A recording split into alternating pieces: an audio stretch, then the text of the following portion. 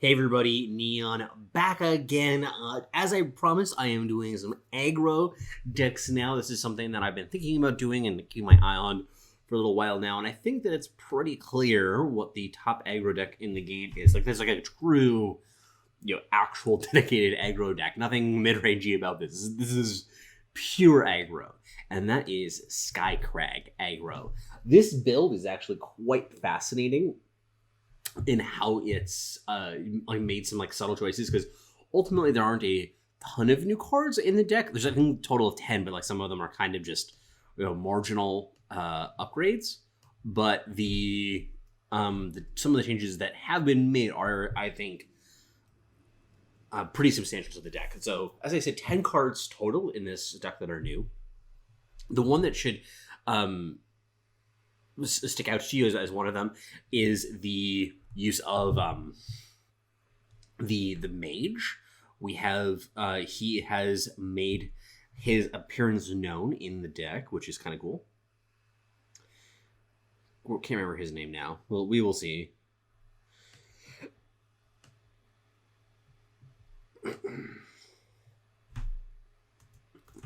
But one of the things that has been done to make room for that actually was cutting the merchants.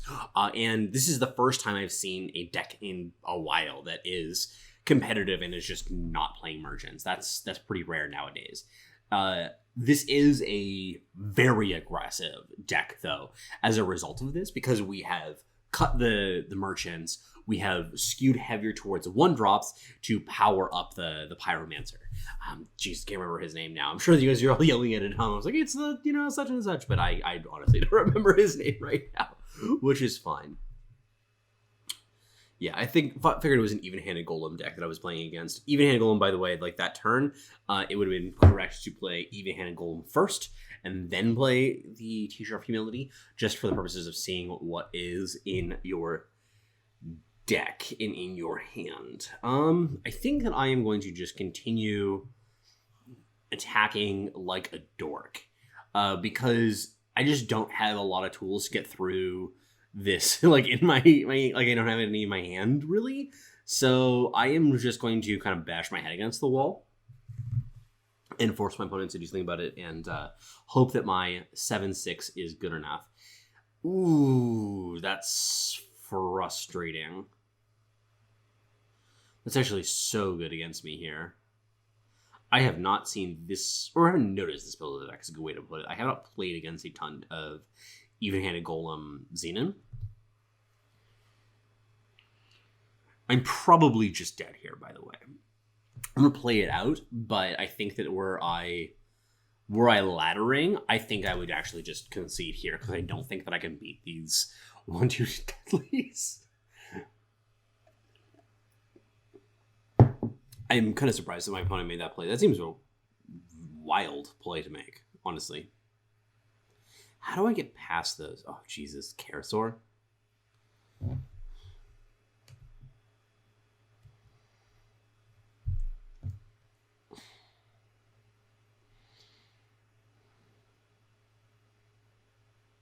Yeah, part of it is also the deck is relying on Flame Blast to end a lot of games.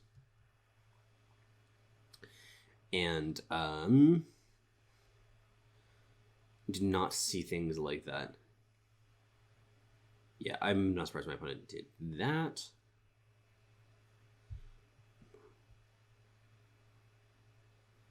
Yeah, I'm just done here. I'm not gonna be able to win this, especially with the Karasaur on the battlefield. I can't get this off the battlefield in any meaningful way. So either I'm going to kind of draw them multiple cards, or I am going to die to it. So let's just move on. We gave it a couple turns, but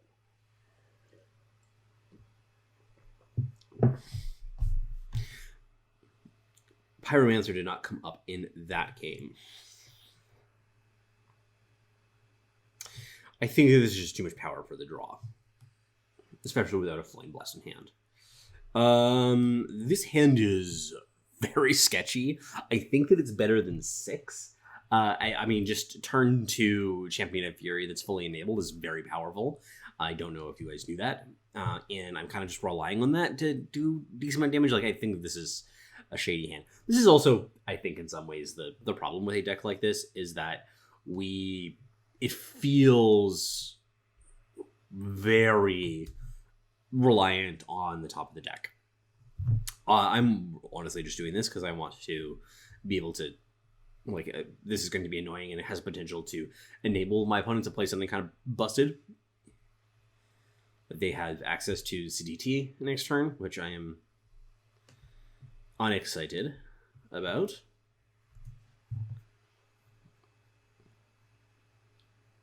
I can handle CDT. Like, I have the Ice Bolts. It's just not that big of a concern of a card.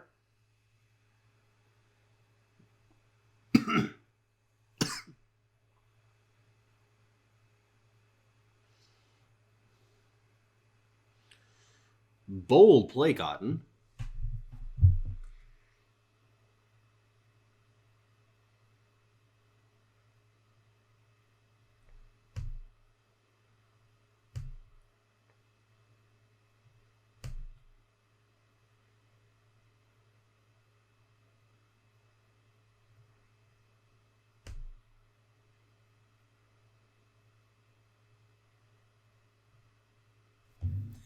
If they have a Finest Hour, I'm probably dead. They do not.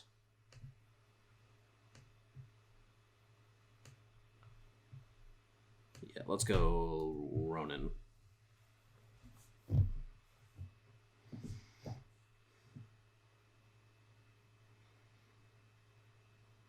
Interesting choice.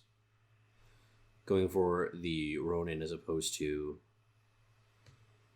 the Vadius. Yeah, let's just jam. They have infinite power. If they have anything left in their hand that they could actually do something with, then they'll be able to cast it. Hey, there's DT. Well, in this case, we are now in the driver's seat. It'll be very hard for my opponent to win from here, especially since I have 2 Aegis units. I mean, obviously they can go Torch Chartreuse, but even that's not perfect. They need a big lifesteal unit, but this does not count. Weird lag there, I think, but whatever. We're done. Playing multiple plates in a deck like that, it's kind of surprising. I don't think the plate is that good right now, right? I was noticing that it was main deck because they didn't play a Merchant before they played it. So that was interesting. We'll probably do more than 5 games in this one, by the way. We are motoring through them quite quickly, which is a pretty common point of a deck like this. I do want to talk a little bit, though, about this Merchant choice and focus on it. That is one of the things I'm really interested in about this deck, of whether the Pyromancer warrants the inclusion over the Merchant, because the Merchant does give you a lot of choices in various situations. Impatient Pyromage, not Pyromancer, Pyromage. Need to get these details right. This is actually a pretty good draw. Get my influence out smoothly. Yeah, because this card actually is kind of a number with things like Oni Ronin, to be frank. It's an awkward one to card out with. Like for instance, imagine that the Oni Ronin there didn't die, and I didn't have the Dusk Raider, then whether I play this guy or not is a little bit of an open question.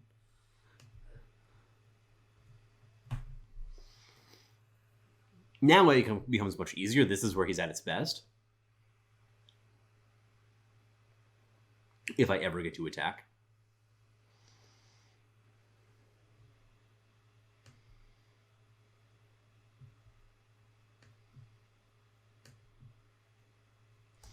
I'm going to keep this because I think that I just want the card advantage now. Yes. That resolves.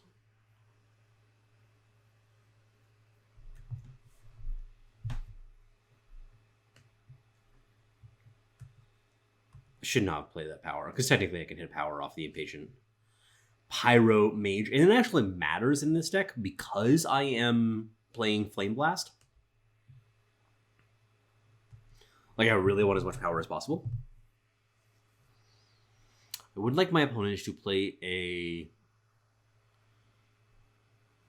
How do I feel about that? Well, and they don't have a sweeper now.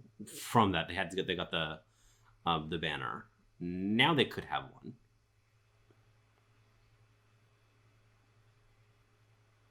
But they could also have a lot of other things.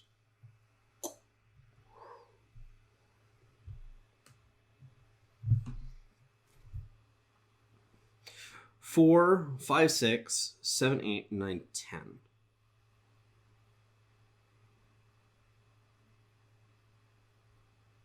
This will save 2 damage. If I do not... Okay, I think I do this.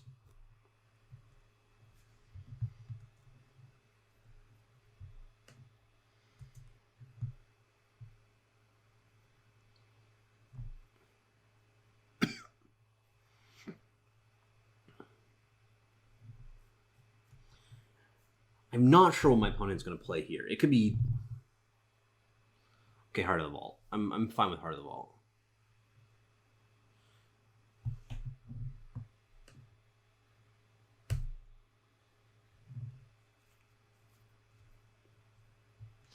I believe that they have Ice Bolt.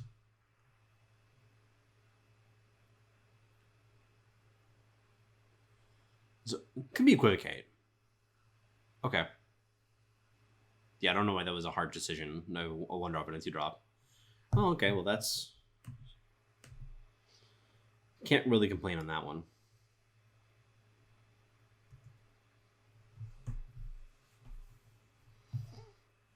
Unless they have a sweeper, then I can complain. Yep. At this point, yeah, I am focused on just... Yeah. Now, if they have Caleb's Choice here, which feels possible, I could lose, but I also think that they got the banner, the second banner from the market there. Because like, if you... It's really important against the Genev decks to pay attention to the power that they play, because they basically only play the banners in their markets, and they rely on their merchants a lot to have their power. So I was kind of concerned about something like a big fatty that came off of the second merchant. But it probably shouldn't have been, because I think that I noticed that there was a second banner. So that's what kind of like later in the game I picked up on the fact, like, hey, they've played two banners, so they don't have either a Caleb's Choice or a sweeper, most likely. It's really important to be able to figure out their market decisions and kind of what's going on in those situations. The Pyro Mage there did not look great.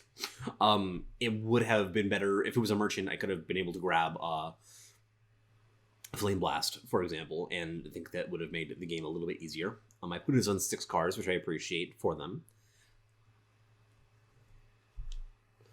They have Insignia, though, which is frustrating. Insignias are so good, guys. I don't know if you guys have figured this out yet. The cards are amazing. And like, for example, this deck, if we had Insignia in the deck, it would be so much better. It would be a much, much better deck. And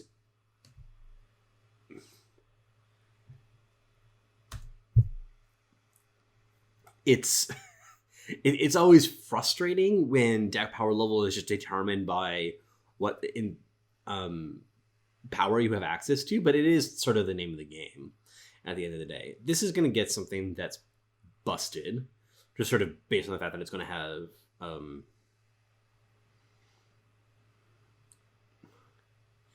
it's going to have Berserk. Assuming that they get a unit, they could also get something like a Null Blade.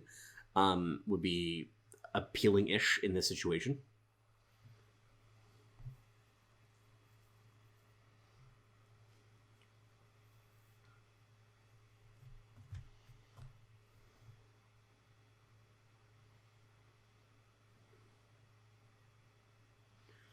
What in the world?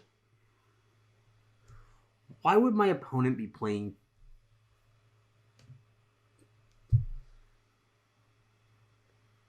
They're a combo deck of some sort, I imagine?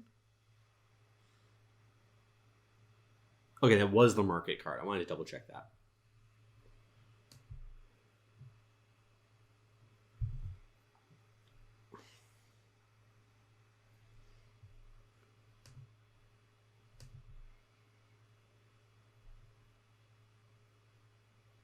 That's still a very strange card.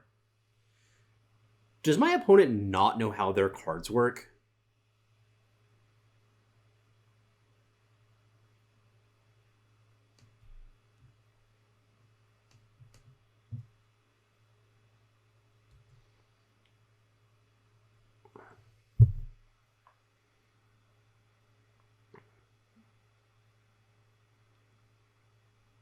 Why would they double block there? Are they just going to Hailstorm me here? That's why I didn't play out the Grenadines. Yeah, they're just going to Hailstorm me. Okay.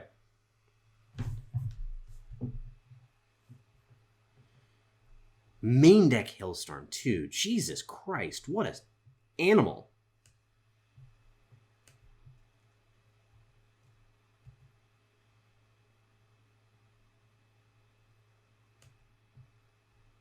Okay. If they Hailstorm me again, I'm in trouble. Oh, this is easy. Okay, yeah, sure. Got me. You got me. You can have the power of your choice. Anyone that you want. You choose the concede power. I appreciate that. Good power choice. Good power choice. Wow, what is going on with that build of that deck, guys? I don't know. You can build your decks the way that you want, but I do not advise that if your goal is to maximize the games that you win. If you haven't been following, we've been doing pretty well. This deck is powerful. It just feels as if we've gotten to this critical mass where the balls to the wall aggro style is good enough. That hand was really close, by the way. I think that this is good. If we get a sigil off the top, this hand is. If not, we. I mean, there's technically some other ones we can get to that would be fine.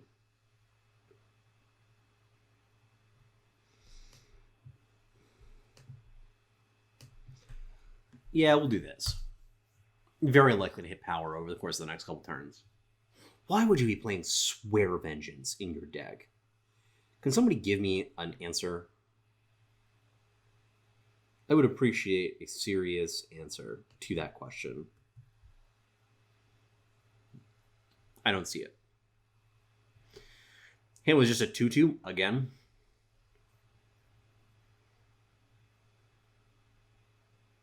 Like, it's gonna be a combo deck that I'm just not seeing.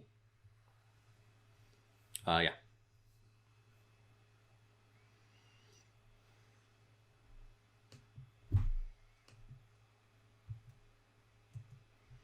I'm not blocking this guy. He can hit me once at the very least, because I can just Ice Bolt him.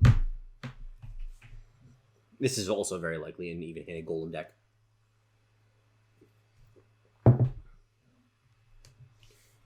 I need to kill that with an Ice Bolt.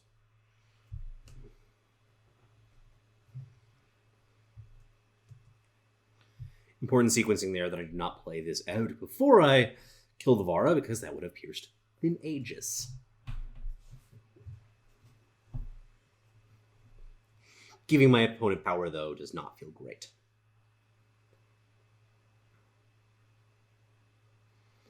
Especially in an even-handed golem deck, because they can always use it.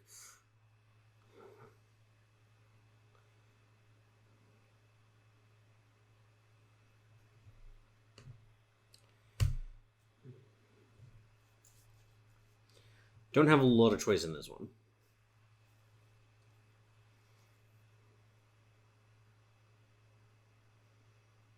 Yeah, this is also a deck you have to just embrace the fact that you are a bullshit aggro deck that will lose to an opponent who has adequate defense, like don't try and be clever some of the time, like just like focus on we are trying to kill our opponent. Like here, this is not a spectacular setup by any means, but it's like we're actually still in a position where we can win. So that's the important part here. We haven't lost yet, and okay. So even-handed golem. We have 4 damage functionally in hand. Oh, even-handed golem, another one that really hurts. This +2/+2, yeah. Jesus. Okay, well, attack me.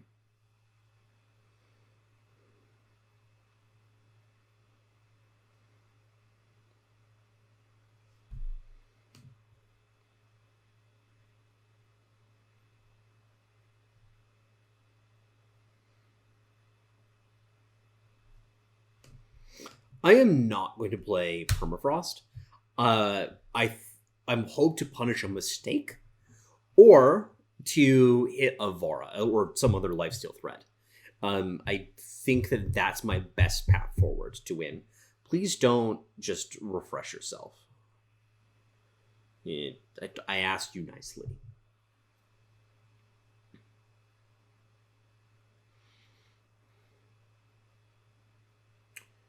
I asked you nicely, and this is what you do to me.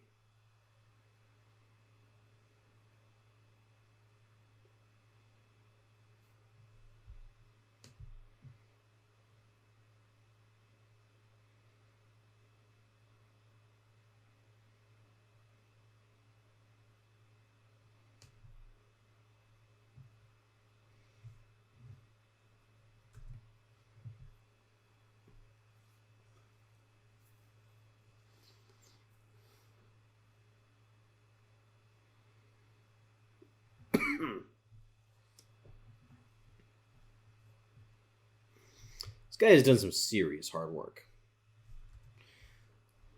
On the other hand, this guy has not been. Every game, I'm just kind of, I feel that the Pyromancer is lackluster. He really feels like just 2/2 for 2.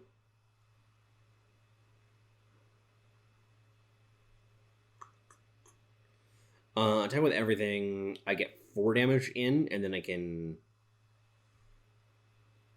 die on the crackback?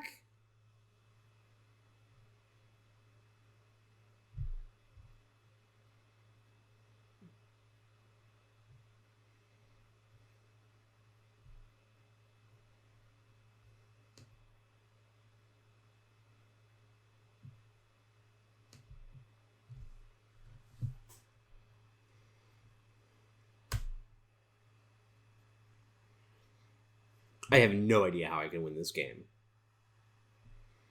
Yeah, it resolves. Okay, well, that's a way. One keeps on hitting themselves.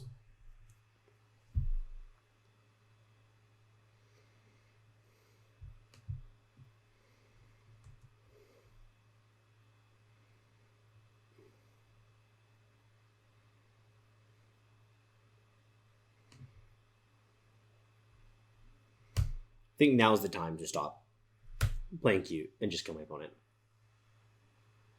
Or, like, try to, rather. Because, like, I'm not getting any 3 damage in, like, that attack. So I should just...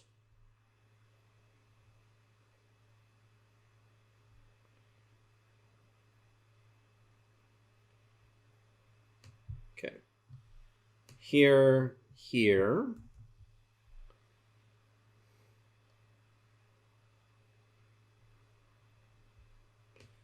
Huzzah! Charge! I can make that decision. So yeah, we actually had lethal there if we had got a permafrost. Assuming that my opponent didn't have any cards in hand that did anything. So it felt like the best way to maximize their chances of winning was to just fire off that flame blast to, I mean, like maybe draw another one or whatever. So there was a path to victory there. So that's part of the things that's also important to remember in this deck is that there are opportunities for your opponents to play in some games. You have to be able to identify it. Like, not every game falls under that particular category. I think that my opponent kind of played a little bit sloppy in a couple of moments there. This hand, on the other hand, is pretty solid.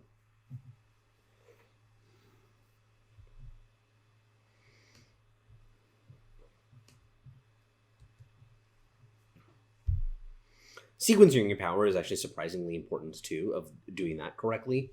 Because it is... If you get it wrong, it'll set yourself back like 2 turns or whatever. And this one... I actually had to think about it for a moment to realize that I have to play Banner on 30.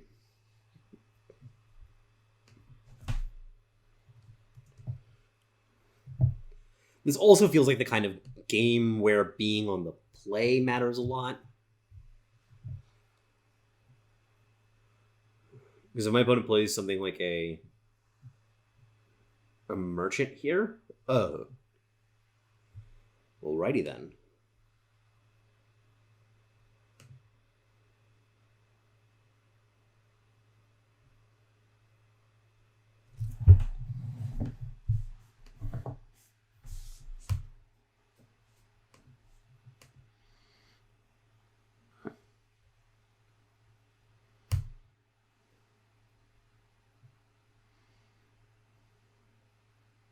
Yeah, the reason I didn't want to blow a permafrost on him was because I felt like my opponent was going to have a hunting screen and I couldn't do anything about that. Like, I have to attack through him eventually. So I'm just hoping that I get another permafrost here or an ice bolt.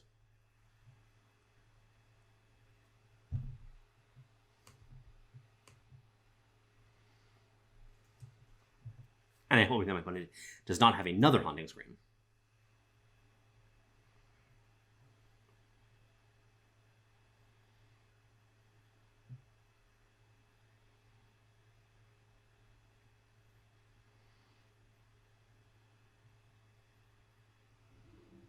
Interesting.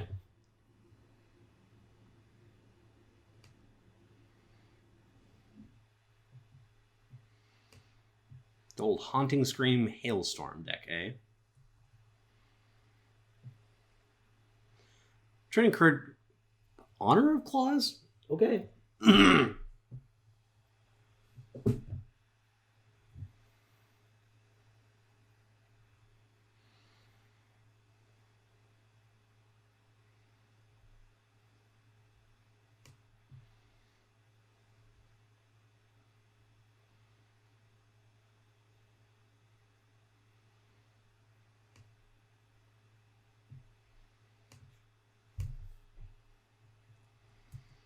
This feels like my best opportunity to actually get some substantial damage in. We get 8, and then a torch from here on out will kill him. Them.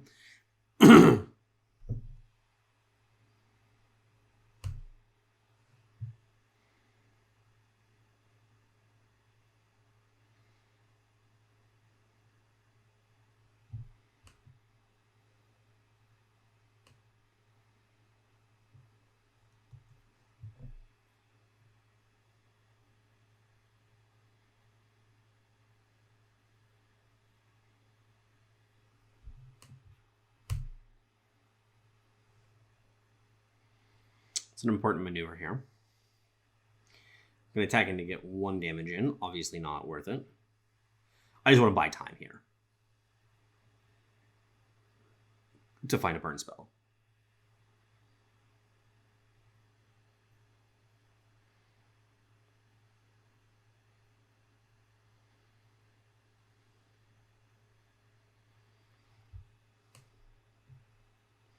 This increases the number of blockers to let him through, so that's why I'm blocking. If they came in exhausted, then I would actually probably let it through. At this point, they have to play another blocker.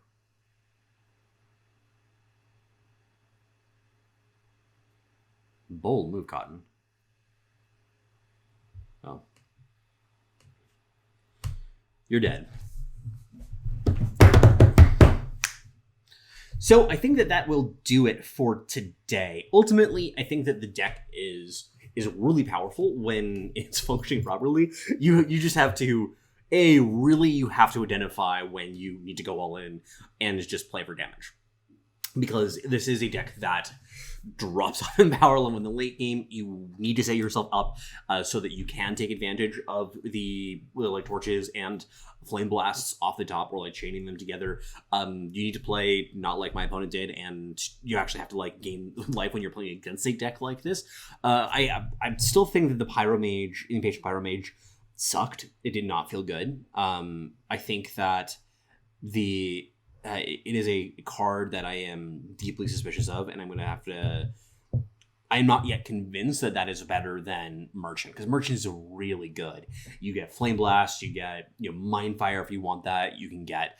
you can also just go for the 2-faction build of it, not just the modifier version, and you get, I don't know, like lots of shit. You can get like Mortar, you can get Levitate. I think that it's really hard for me to buy that the Impatient Pyro Mage is actually better than that in the average case, when you're just not playing for value like that. So I'm not sure. I also find it very interesting that Shogun Scepter it like made it into the deck. No question, by the way. Like Ice Bolt was very, very good. In these games, like this is the exact kind of card that the Skycrag aggro decks have been looking for a long time.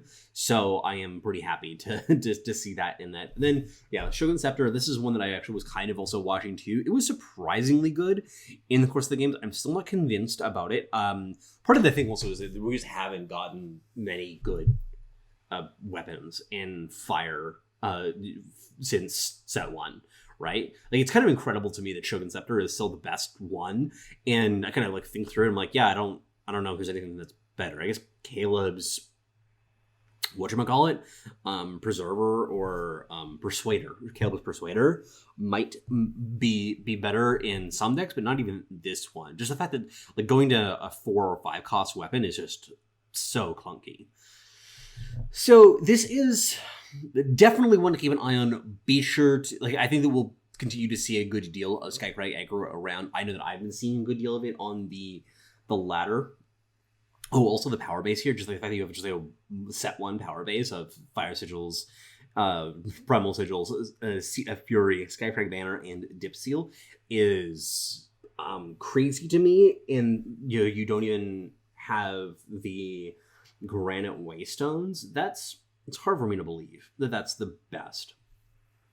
Kind of feel like you can get 2 in-ish. Not sure. But yeah, this deck is close, though. All things being considered, this deck is close, and it is definitely powerful when it is when everything goes right. Like you get some games where you just run away with things, and that's actually, I think, really important too, because it's having some games that are kind of just free makes it a lot easier to climb. You don't have to like battle for every single win, like when you're playing Winchester, Geneva, or something like this. You just get some bullshit draws where all of your hand is on the table by turn 3, and you are dealing tons of damage, and your opponent is just dirtling. So one I am excited about where it's going to go. I think that it has a lot of potential, but that will do it for today. Thank you so much for joining me. Take care.